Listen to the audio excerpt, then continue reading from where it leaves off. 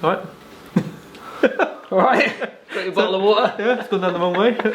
Right, welcome to our Sunday morning show. We've got some questions to go through, haven't we? We have, yeah. We got some questions. I'm very excited. Some great questions out there. So we've got some questions that we want to go through with you. You guys have sent us in some questions on Instagram, Twitter. If the questions are good enough, we'll actually go out on the golf course and have a little play with maybe some of the questions that we get. I get to leave the shop? You get to come out of the shop. I know. I do let you get out occasionally, don't I? Lester, what's the best tailor-made driver you've ever hit? Right, I had an R9, which I really liked. Okay, was that the interchangeable? Was that the neck that change? was almost... No, I don't think the neck... If I remember, the neck didn't change. It was the weight. Yeah, you had the weight port. So they had the R7... R7. Oh no, R7. It was R7. Oh, it was an R7. Yeah, which was quite a, it was small compared to the modern tech, wasn't it? Yeah, but it was a deep one, and you could move the weights either side, draw and fades. I really liked it. It was a good driver. For me, it was the RBZ. It was a driver that to be fair, I was struggling with my driver for a long time. Matches your 5-wood. I had the whole. I'll be honest, I had the driver 3-wood and 5-wood, so I was all in white. It was pretty sleek. God. However, the 3-wood and driver didn't last. Was that when you were cool? Very cool. So here's another one from the Only Fools and Golfers guys. Did I ever tell Hello, boys. Did I ever tell you the story about when I did my little podcast? So I did mine before you. So hang on, these guys. So these guys do a Only Fools and Golfers. They're a podcast and. Top guys. I've been on, and Lester's been on. Well, and when I say I've been on, well, you showed up. So I whacked this out there because these boys they like a bit of banter. Yeah, they do like a bit of banter. So we did about an hour and a half.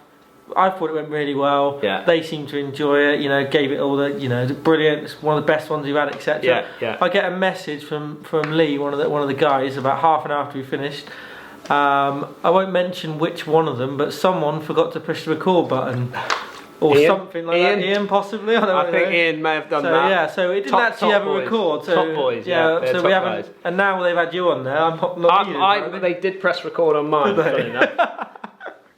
So anyway, they've said it's probably Ian actually that's maybe sent this, but what was Lester doing whilst I was away? It seems like you were spending a lot of time on Instagram. I was. So I've recently just come back from France. I was over there for like a day, and Lester was left on his own. Because you went away and left me here in this country, I decided to go on strike for a couple of days. Okay, so you actually made it to the shop though. I came into work, obviously, but I decided to do some Instagram story questions. I guess I did a few of them. Yeah. I did a few videos on Insta. Did a little bit of work, but the course was shut, to be fair. But I boosted your social media profile. That's well done, That's the way I like to look at it. So that's what he was doing. Basically, yes, he was on Insta, and but it's all right. He's busy. Okay, another one here, which is quite an in-depth one, which is basically saying that is there any difference when you play in the winter time? Certainly, this time of year, we're filming this now, is winter time out there, and you play off a lot of winter mats. And is there any difference between maybe playing off a winter mat compared to playing off maybe the turf, let's say on a par 3? So I think now is the time for us to possibly go out and test it. Well, I think we should. I think we should go. So we're going to go out onto the golf course. We're going to take Quad out with us, and we're going to hit some shots on one of the par 3s out at Torquay here, and just see what the numbers are and see if there's any drop-offs or pickups from playing off a mat compared to playing off a turf. See what people think as well. Stop the filming, pause it here and put your comments below. What do you think is going to happen? Yeah, do you think there's going to be maybe some drop-offs, some pickups, a spin? Is the ball going to go further or shorter off the mat? Put your comments down there. Pause it right now. The other thing we're going to do is to make this a bit more fun, because that can be a bit boring. We're going to have a little nearest the pin. Yes. All right, let's go. Okay, we've got Quad. We've got Lester, one ball nearest the pin. So we're going to hit 3 balls from the mat each, and we're going to hit 3 balls off the actual turf each. However, we're going to nominate 1 golf ball, so 1 shot from the turf and off the mat that's going to be our nearest the pin competition. Loser makes the tea for a week. What's the rules? The rules are the loser has to make the teas and coffees for the whole week. Could we do it the week I'm away? Better not losing, had you?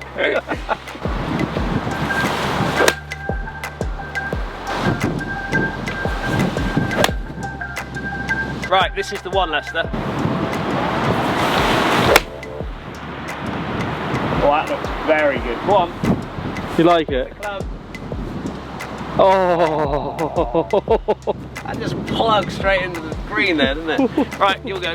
Look at that. Just a quick question. Yeah. Do you think you're going to get more spin or less spin off this very wet mat? I would say less spin because it's wet, so I would think that the water will get in the grooves and also make the ball club interaction less. So okay, less spin. And in turn then, what do you think is going to happen with the actual flight and the distances? I think we might get a couple of flyers off a wet mat. So you're thinking you're going to get some inconsistencies? I think so, yeah. I think we'll be more consistent off the grass. Okay. But what are you hitting? 9. 9-9. Yeah, is that what you hit? Yeah. This is it then. I mean, I've done alright. I'm quite happy with my shot. That's a very good shot, yours. First 2 shots, little inconsistent. Yeah, definitely. Bit nervous on the first one that you might not get it there. No. But this one, you're feeling like you're happy with a 9-9? Yeah, definitely. 139, howling wind off the right. That green is wet, Eric. This is my strength. That's your strength. If you had a strength, this is it. Nearest the pin competition. Gonna have to start this way out to the right. On that bunker on the right hand side of the screen is where he's aiming. Gonna let the wind just drift it in. Oh, has he caught it clean? That's good. Is that good? Yeah. That is good, is it? Oh, they are so close, both of those. We're gonna have to get up and have a little look at those two. Might need to measure that. Oh, dearie me. That is close. Right, we're off the turf. I'll tell you what is funny, is we both completely missed the green with the first 2 shots that we hit, which weren't too bad really, but, and then we, in the actual competition, in the heat of battle, we've both hit it. We rise to the occasion. Is that you rise to something?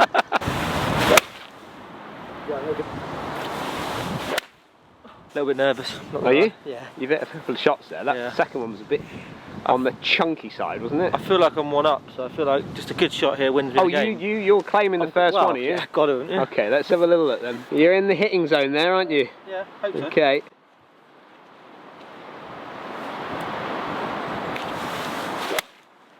Oh, he's flushed it. That is a proper flush. Is that coming back? Is it coming back? Oh, no, it's short. It's short? Yeah, it's span off the green. Oh, is it short? You've not hit the green? No. Okay, good strike though. That was pretty good. Pretty good. And interesting with those numbers, isn't it? I know we're keeping an eye on those numbers, but we'll show those in a minute, but that was much better. Just want to point out, new 9-9. New 9-9? Yeah. Blade. Some say you got to be good for them.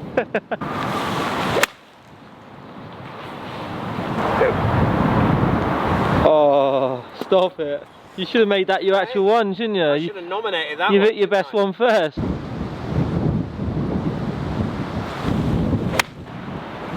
Right, this is the one, Lester. Okay. Okay, I'm planning on getting it behind the flag and just drifting You've got it back. no chance of getting it behind that pin. Tell you what, we do have to thump it from it, no chance. Up the right, let the wind do its thing. Oh, it's missing left, it's missing left. Oh no. Oh no. Oh no. Sandy. Lovely strike. It was the pressure. It a bit on the flag and it drew away. Pressure. Cool, let's look at these numbers. Right, before we go and have a little look at the nearest the pin competition, we've actually got some numbers that we need to actually pass over to the audience because ultimately that was the question, not about us getting nearest the pin. Oh, okay.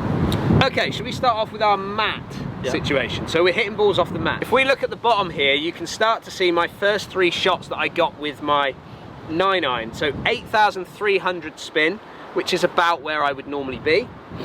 But then you can see a 5.4 and a 5.8. So that's quite a big drop off hitting off the mat.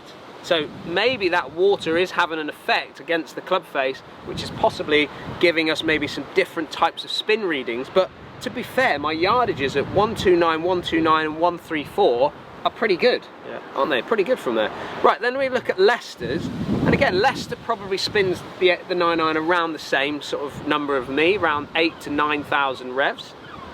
First shot, 7,000, then he got a drop off, massive drop off, but look how far the ball went. So you're spinning it at 4.7, so big drop off, but ultimately he got a 1.52 with his yard. You don't hit a 9-9 that far, do you? No. So that's just like really sort of shot off the club face. And then we talk about flyers with the water between the club face and the ball. Well, there's possibly a reaction to that water against the club face and hitting into that ball. So, and then you got one there at 6.8. So that's, again, subject to your strike, isn't it? Yeah. But again, slightly lower than what he would normally like to see in let's say a studio environment. If we then go to the turf, now interestingly, if you look at Leicester's to start off with, you're 7.7, 6.3 on an average. So you can see that you've come right up, haven't you? So you've got an 8.5, a 6.1, which was a slight drop off, and then an 8.5 again, or 8.6. So pretty much where you're at, but you caught the 6.1. So heavy. You caught it really heavy, so we got a lot of turf between club face and ball, which we would expect to see a big drop off in spin. If you look at the 8,000s, you've got 132 and 136, which is about, for today, that's pretty much what's happening with it. If we look at me, my spin numbers, you can see they're 6.2 out here on the golf course, and I say this a lot, is that when I come onto the golf course, my spin numbers will start to reduce. When you start to get a little bit of turf between club face and ball, you're going to start to see a small drop off out on the golf course than let's say I would get in the studio from dry ball data. 6.3, 6.3, 6.1. So really very consistent in those numbers. A lot more consistent than what I'm getting down the bottom here at sort of 5s and 8s. But to be fair, they're a little bit lower than what I would expect to get anyway. But if we look at an average of mine, 6.2 to 6.5, I would say that it's not a massive difference for me.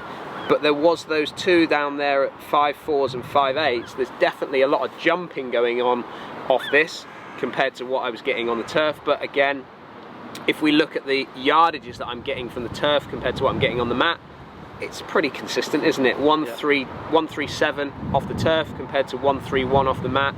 You know, it's not a massive jump around for me, so I'm managing the mat a little bit better than probably what you're managing it from when you got that flyer. So those are the numbers, but let's go and have a little look at what this is really all about. What do you think then? Windy. So we have got results here now. This is Leicester's first ball off the mat. That over there is my first ball off the mat.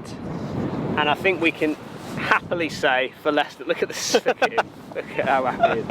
I think we can happily say that Leicester is now one up at this situation. Now bear in mind, it was only a pace, there was only like one pace in it, but you still won. There's a big pace. It was I did stretch. So let's now look at the second ones off the turf, which we didn't perform as well on. No. We didn't hit the green, did we? No. With both shots. But we didn't also stipulate that you had to hit the green, even though normally you would say you'd have to hit the green, but it is quite windy. So I'm happy to you say take one up, or we can pace it out. I bet you are. Let's pace it out.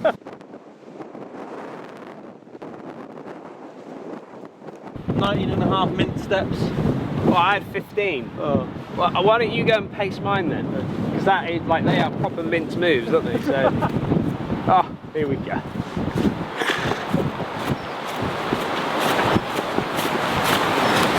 $16.5. Oh, so what's that then? It's a draw, isn't it? 1-1. It's a 1-1 draw, so nobody makes the teas and coffees. Good, because I don't like your teas and coffees. I don't like yours either. Make our own. Well, that was like very, very windy, wasn't it? That was ridiculous. I've not played in much wind like that. I do apologise if you heard quite a bit of wind noise through the camera. We were trying to keep it in the sort of sheltered area as best we could, but it was just, I've never seen a 9-iron move that much in the air. Nearly lost my wig. That syrup nearly came off. So I feel a bit bad. Why? Because I think Leicester should have won that. Whenever you do a nearest pin, you should hit the green. I mean, we should be hitting the green, shouldn't we? Well, it's more of our ability than the well, it was in that win, yeah. But I mean, like, so what do you want to do? Rock paper scissors? Obviously. All right, okay. Ready? Right, you ready? Yeah, let's go. So one go. The first person that wins. Not best out of 3. No, not best out of 3. Just the first one. Unless you want best out of 3. No, I think it's over. One shot. One shot. Ready? What? Paper scissors. Yes. There's your winner. To be fair, you deserve that more than I deserve that. You know, he got his first one nearer than me, so that was fine. So I think with regards to what we were getting from the numbers of the actual shots that we hit, it's difficult to say. I mean, it was so, you know, our strike will play a massive part of that. But I do believe that Leicester was right in what he said, that, you know, a little bit of water between maybe the club face and the ball, I think will affect the way in which that ball will fly. And you got that one that just shot off the club face and went a little bit far. If I was playing, I would always tee the ball up, but if I had no option, I would so much prefer to play off the grass. Yeah. Just all day long. So you, as soon as you get on a mat, you tee it up, do you? Yeah. You see, I'm the opposite. I tend to just hit off the mat. It doesn't really phase me too much. But you can see from my numbers that the ball flight, it didn't really affect it. So maybe our angles were just slightly different coming into the ball, where Leicester might have been coming in fractionally steeper and getting squeezing the club face into the ball a bit more. But it's so small. It's going to be so more to do with how you strike the ball rather than what the actual mat is going to bring into it. Strike is king, absolutely right. So if you've got any questions that you want to send us through, we're going to try and do this every Sunday morning, so all the questions, put them through on our social media platforms. We'll put a link down below on both of our social media so you can send us through some questions that you have. We look forward to catching up with you again soon.